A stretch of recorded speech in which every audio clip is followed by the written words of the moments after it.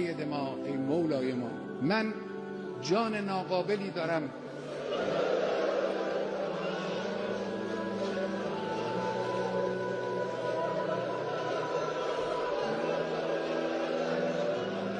جسم ناقصی دارم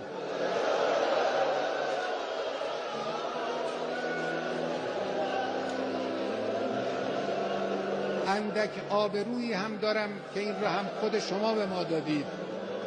همه اینها رو من کف دست گرفتم، در راه این انقلاب و در راه اسلام فدا خواهم کرد. اینها هم نثار شما باشه. سید ما، مولای ما، دعا کن برای ما. صاحب ما تویی، صاحب این کشور تویی، صاحب این انقلاب تویی.